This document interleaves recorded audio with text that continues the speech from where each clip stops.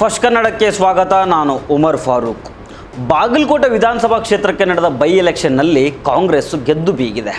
ಕಾಂಗ್ರೆಸ್ ಅಭ್ಯರ್ಥಿ ಉಮೇಶ್ ಮೆಟ್ಟಿ 21,866 ಮತಗಳ ಬೃಹತ್ ಅಂತರದಿಂದ ಗೆಲುವು ಸಾಧಿಸಿದ್ದಾರೆ. ಈ ಗೆಲುವಿನೊಂದಿಗೆ ಕಾಂಗ್ರೆಸ್ಸು ಇಡೀ ಬಾಗಲಕೋಟೆ ಜಿಲ್ಲೆಯನ್ನು ತನ್ನ ಭದ್ರಕೋಟೆಯಾಗಿದೆ ಅನ್ನೋದನ್ನು ಮತ್ತೊಮ್ಮೆ ಸಾಬೀತುಪಡಿಸಿದೆ. ಇಲ್ಲಿ ಮುಖ್ಯವಾಗಿ ಈ ಉಪಚುನಾವಣೆಯನ್ನು ನೋಡೋದಾದರೆ ಇಲ್ಲಿ ಕಾಂಗ್ರೆಸ್ ಗೆಲುವಿಗೆ ಅನೇಕ ಕಾರಣಗಳಿದ್ದಾವೆ. ಎಚ್.ವೈ. ಮೇಟಿಯವರ ನಿಧನದ ಅನುಕಂಪ, ಸಿ.ಎಂ. ಸಿದ್ದರಾಮಯ್ಯನವರ ಜನಪ್ರಿಯತೆ ಮತ್ತು ಸಚಿವ ಸತೀಶ್ ಜಾರಕಿಹೊಳಿ ಅವರ ತಂತ್ರಗಾರಿಕೆ, ಅದೇ ರೀತಿ ವಿಜಯಾನಂದ ಕಾಶ್ಯಪ್ನವರಂತಹ ಘಟಾನುಘಟಿ ಶಾಸಕರ ಶ್ರಮ ಕೂಡ ಇಲ್ಲಿ ಕಾರಣ. ಆದರೆ ಇದೆಲ್ಲಕ್ಕಿಂತ ಹೆಚ್ಚಾಗಿ ಕಾಂಗ್ರೆಸ್ ಗೆಲುವಿಗೆ ಕೊಡುಗೆ ನೀಡಿದ್ದು BJP ಉಚ್ಚಾಟಿತ ಶಾಸಕ ಬಸನಗೌಡ ಪಾಟೀಲ್ ಯತ್ನಾಳ್.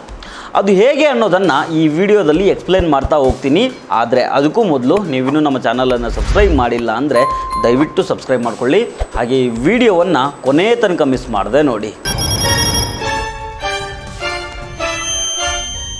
ಬಾಗಲಕೋಟೆ ವಿಧಾನಸಭಾ ಕ್ಷೇತ್ರಕ್ಕೆ ನಡೆದ ಈ ಉಪಚುನಾವಣೆಯಲ್ಲಿ ಕಾಂಗ್ರೆಸ್ ಕ್ಯಾಂಡಿಡೇಟ್ ಉಮೇಶ್ ಮೇಟಿಯವರು ಒಟ್ಟು 97,941 ಮತಗಳನ್ನು ಪಡ್ಕೊಂಡಿದ್ದಾರೆ. BJP ಅಭ್ಯರ್ಥಿ ವೀರಣ್ಣ ಚರಂತಿಮಠ ಅವರು 76,075 ಮತಗಳನ್ನು ತೆಗೆದುಕೊಂಡಿದ್ದಾರೆ. ಈ ಮೂಲಕ ಕಾಂಗ್ರೆಸ್ನ ಉಮೇಶ್ ಮೇಟಿಯವರು 21,886 ಮತಗಳ ಬೃಹತ್ ಅಂತರದಲ್ಲಿ ಗೆಲುವನ್ನು ಸಾಧಿಸಿದ್ದಾರೆ. ಕೋಮು ರಾಜಕೀಯ ಮಾಡಿದ ವೀರಣ್ಣ ಚರಂತಿಮಠ ಮಕಾಡೆ ಮಲ್ಕೊಂಡಿದ್ದಾರೆ. ಈ ರಿಸಲ್ಟ್ ನೋಡಿದ ಮೇಲೆ ಒಂದಂತೂ ನನಗೆ ಸ್ಪಷ್ಟ ಆಯಿತು. ಯಾರೆಷ್ಟೇ ಕುತಂತ್ರ ಮಾಡಲಿ ನಮ್ಮ ಬಾಗಲಕೋಟೆ ಜಿಲ್ಲೆ ಸೂಫಿ ಸಂತರು, ಲಿಂಗಾಯತ ಶರಣರು ಒಗ್ಗಟ್ಟಾಗಿ ಓಡಾಡಿದ ನೆಲ ಅದು. ಅಲ್ಲಿ ಕೋಮುವಾದಕ್ಕೆ ಜಾಗ ಕೊಡೋದಿಲ್ಲ ಅನ್ನೋದನ್ನು ಬಾಗಲಕೋಟೆ ಮಂದಿ ತಮ್ಮ ಓಟಿನ ಮೂಲಕ ಮತ್ತೆ ಸಾಬೀತುಪಡಿಸಿದ್ದಾರೆ. ಇರಲಿ, ನಾನು ಆವಾಗಲೇ ಹೇಳಿದೆ, ಇಲ್ಲಿ ಕಾಂಗ್ರೆಸ್ಸನ್ನು ಗೆಲ್ಲಿಸಿದ್ದು ವಿವಾದಾತ್ಮಕ ಶಾಸಕ ಬಸನಗೌಡ ಪಾಟೀಲ್ ಅಂತ. ಅದನ್ನು ಕೂಡ ಹೇಳ್ತೀನಿ. ಆದರೆ ಅದಕ್ಕೂ ಮೊದಲು ಕಾಂಗ್ರೆಸ್ನ ತಂತ್ರಗಾರಿಕೆಯನ್ನು ನೋಡ್ಬಿಡೋದ. ಕಾಂಗ್ರೆಸ್ ಗೆಲುವಿಗೆ ಕಂಡುಬರುವ ಪ್ರಮುಖ ಕಾರಣಗಳಲ್ಲಿ ಮೊದಲನೇದ್ದು ಅನುಕಂಪ. ಎಚ್.ವೈ. ಮೇಟಿಯವರು ನಿಧನರಾಗಿದ್ದರಿಂದ ಅನುಕಂಪದ ಅಲೆ ಕೂಡ ವರ್ಕೌಟ್ ಆಯಿತು. ಎರಡನೆಯದ್ದು, ರಾಜ್ಯದಲ್ಲಿ ಆಡಳಿತ ನಡೆಸ್ತಾ ಇರೋದು ಕಾಂಗ್ರೆಸ್ ಸರ್ಕಾರ. ಕಾಂಗ್ರೆಸ್ ಸರ್ಕಾರದ ಬಹುತೇಕ ಸಚಿವರು, ಶಾಸಕರುಗಳು ಅಲ್ಲೇ ಬಿಟ್ಟು ಪ್ರಚಾರ ಮಾಡಿದರು. ಮೂರನೆಯದ್ದು, ಸಿ.ಎಂ. ಸಿದ್ದರಾಮಯ್ಯ ಬರೋಬ್ಬರಿ 6 ದಿನ ಅಲ್ಲೇ ಇದ್ದು ಪ್ರಚಾರ ಮಾಡಿದ್ದು. ಒಮ್ಮೆ 3 ದಿನ ಬಂದು ಪ್ರಚಾರ ಮಾಡಿದರು, ಅದಾದ ನಂತರ ಮತ್ತೆ 3 ದಿನ ಬಂದು ಪ್ರಚಾರ ಮಾಡಿದರು. ಇದರ ಜೊತೆಗೆ ಸಿ.ಎಂ. ಅವರ ರಾಜಕೀಯ ಕಾರ್ಯದರ್ಶಿಯಾಗಿದ್ದ ನಸೀರ್ ಅಹಮದ್ ಅವರು ಬರೋಬ್ಬರಿ 10 ದಿನ ಬಾಗಲಕೋಟೆಯಲ್ಲೇ ಇದ್ದು ಮುಸ್ಲಿಂ ಮತಗಳು ಸಾಲಿಡ್ ಆಗಿ ಕಾಂಗ್ರೆಸ್ಗೆ ಬರೋ ರೀತಿ ನೋಡಿಕೊಂಡ್ರು. ಅಂತಿಮವಾಗಿ ಸತೀಶ್ ಜಾರಕಿಹೊಳಿ ಇವರೇ ಬಾಗಲಕೋಟೆ ಎಲೆಕ್ಷನಲ್ಲಿ ಮ್ಯಾನ್ ಆಫ್ ದಿ ಮ್ಯಾಚ್ ಅಂತ ಹೇಳ್ಬೋದು. ಯಾಕಂದರೆ ವೀರಣ್ಣ ಚರಂತಿಮಠ ಎಲ್ಲೂ ಅಲುಗಾಡದಂತೆ ಮಾಡಿದರು. ವೀರಣ್ಣ ಚರಂತಿಮಠ ಅವರ ಅತ್ಯಾಪ್ತ ಬಳಗವನ್ನೇ ಲಾಕ್ ಮಾಡಿ ಅವ್ರ ಮನೆಯಿಂದ ಹೊರಗಡೆನೇ ಬರದಂತೆ ನೋಡಿಕೊಂಡ್ರು. ಅಷ್ಟೇ ಅಲ್ಲ, ಬೆಳಗಾವಿಯಿಂದ ಕಾಂಗ್ರೆಸ್ ಕಾರ್ಯಕರ್ತರ ದಂಡನ್ನೇ ಕರ್ಕೊಂಡು ಬಂದು ಮನೆಗೆ ಹೋಗಿ ಪ್ರಚಾರ ಮಾಡಿದರು. ಪ್ರತಿಯೊಂದು ಸಂಘ ಸಂಸ್ಥೆಗಳನ್ನು, ಯೂನಿಯನ್ಗಳನ್ನು ಭೇಟಿಯಾಗಿ ಅವರೆಲ್ಲರ ಓಟುಗಳು ಕಾಂಗ್ರೆಸ್ಗೆ ಬರೋ ರೀತಿ ನೋಡಿಕೊಂಡ್ರು. ಇನ್ನೊಂದೇನೆಂದರೆ, ದಾವಣಗೆರೆಯಲ್ಲಿ ಆಗ್ತಾ ಇದ್ದ ಬೆಳವಣಿಗೆಗಳನ್ನು ನೋಡಿದ್ದ ಸತೀಶ್ ಜಾರಕಿಹೊಳಿ, ಅಂದರೆ ಮುಸ್ಲಿಮರು ಕಾಂಗ್ರೆಸ್ ವಿರುದ್ಧ ಮುನ್ಸ್ಕೊಂಡಿದ್ದು, ಇದನ್ನು ಅರ್ಥ ಮಾಡ್ಕೊಂಡಿದ್ದ ಸತೀಶ್ ಜಾರಕಿಹೊಳಿ ಅವರು ಅದು ಬಾಗಲಕೋಟೆಯಲ್ಲಿ ಆಗಬಾರ್ದು ಅಂತ ಮುಸ್ಲಿಂ ಮುಖಂಡರುಗಳ ಜೊತೆ ಸಭೆ ನಡೆಸಿ ಮುಸ್ಲಿಮರ ಮತಗಳು ಚಲ್ಲಾಪಿಲ್ಲಿ ಆಗದಂತೆ ನೋಡಿಕೊಂಡ್ರು. ಪರಿಣಾಮ ಬೃಹತ್ ಅಂತರದಲ್ಲಿ ಕಾಂಗ್ರೆಸ್ಸು ಬಾಗಲಕೋಟೆಯಲ್ಲಿ ಗೆದ್ದು ಬಂತು. ಇದರ ಜೊತೆಗೆ ಇರೋ ಇನ್ನೊಂದು ಪ್ರಮುಖ ಕಾರಣ ಏನಂದರೆ ಬಸನಗೌಡ ಪಾಟೀಲ್ ಯತ್ನಾಳ್. ನೋಡಿ, ಬಸನಗೌಡ ಪಾಟೀಲ್ ಯತ್ನಾಳು ಈಗ BJP ಪಕ್ಷದಲ್ಲಿ ಇಲ್ಲ, ಅವ್ರನ್ನ ಪಕ್ಷದಿಂದ ಕಿತ್ತು ಬಿಸಾಡಲಾಗಿದೆ. ಆದ್ರೂ ಈ ಯತ್ನಾಳು ವೀರಣ್ಣ ಚರಂತಿಮಠ ನಮ್ಮ ಬೀಗರು, ಸಂಬಂಧಿಕರು ಅಂತ ಹೇಳ್ಕೊಂಡು ಬಾಗಲಕೋಟೆ ಬಂದು ಡ್ಯಾನ್ಸ್ ಎಲ್ಲ ಮಾಡ್ಕೊಂಡು ಭಾಷಣಗಳನ್ನು ಮಾಡಿದರು. ಆದರೆ ನಿಮಗೆ ಗೊತ್ತಿರಲಿ, ಬಾಗಲಕೋಟೆ ಜಿಲ್ಲೆ ಸೂಫಿ ಸಂತರು, ಲಿಂಗಾಯತ ಶರಣರು ಒಗ್ಗಟ್ಟಾಗಿ ಓಡಾಡಿರೋ ನೆಲ ಅದು.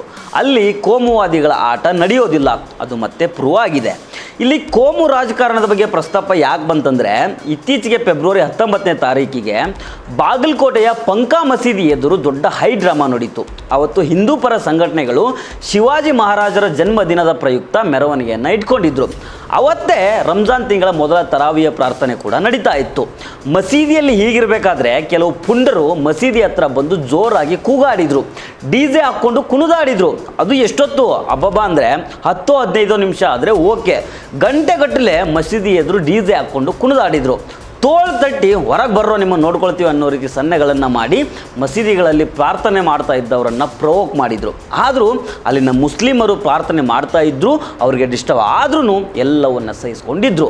ನಡುವೆ ಯಾರದೋ ಒಬ್ಬನ ಕಿತಾಪತಿಯಿಂದ ಶೂ ಒಂದು ಹಾರ್ಕೊಂಡು ಬಂತು.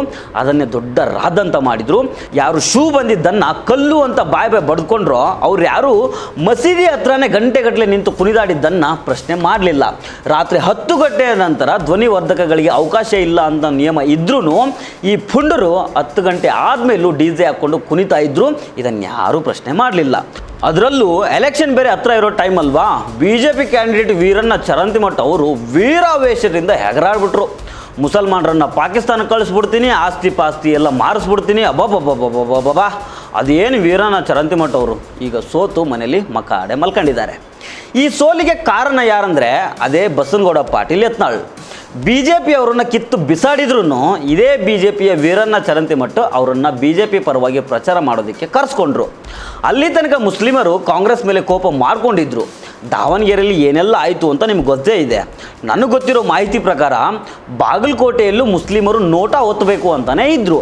ಆದರೆ ಯಾವಾಗ ಬಸನಗೌಡ ಪಾಟೀಲ್ ಯತ್ನಾಳ್ ಬಂದು ಡ್ಯಾನ್ಸ್ ಮಾಡ್ತಾ ಭಯ ಹುಟ್ಟಿಸೋ ಭಾಷಣಗಳನ್ನು ಮಾಡಿದ್ರೋ ಆಗ ಮುಸ್ಲಿಮರು ಸಾಲಿಡ್ ಆಗಿ ಕಾಂಗ್ರೆಸ್ ಕಡೆಗೆ ತಿರ್ಕೊಂಡ್ಬಿಟ್ರು.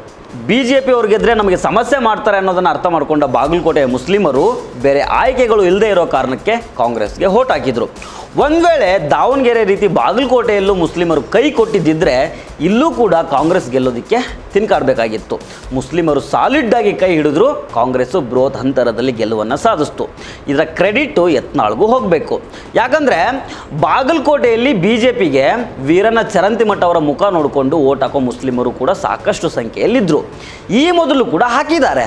ಆದರೆ ಯಾವಾಗ ಯತ್ನಾಳ್ ಬಂದು ಕೋಮು ರಾಜಕಾರಣದ ಮಾತುಗಳನ್ನು ಆಡಿದ್ರೋ ಆಗ BJPಗೆ ವೋಟ್ ಹಾಕೋ ಮುಸ್ಲಿಮರು ಸಹ ದೂರ ಆಗ್ಬಿಟ್ರು. ಅವರು ಕೂಡ ಕಾಂಗ್ರೆಸ್ಗೆ ವೋಟ್ ಹಾಕಿದರು. ಹೀಗಾಗಿ ಬೃಹತ್ ಅಂತರದಲ್ಲಿ ಕಾಂಗ್ರೆಸ್ ಗೆಲ್ಲೋದಕ್ಕೆ ಸಾಧ್ಯ ಆಯಿತು ಅನ್ನೋದು ನನ್ನ ಅನಿಸಿಕೆ. ಈ ಬಗ್ಗೆ ನಿಮ್ಮ ಅನಿಸಿಕೆ ಏನು ಕಮೆಂಟ್ ಮಾಡಿ ತಿಳಿಸಿ. ಈ ವಿಡಿಯೋ ಇಷ್ಟ ಆಗಿದ್ದರೆ ಲೈಕ್ ಮಾಡಿ, ಶೇರ್ ಮಾಡಿ. ಹೆಚ್ಚಿನ ಸುದ್ದಿಗಳಿಗೆ ಮತ್ತು ವಿಶ್ಲೇಷಣೆಗಳಿಗೋಸ್ಕರ ನಮ್ಮ ಚಾನಲನ್ನು ಸಬ್ಸ್ಕ್ರೈಬ್ ಮಾಡಿ. ನಮಸ್ಕಾರ.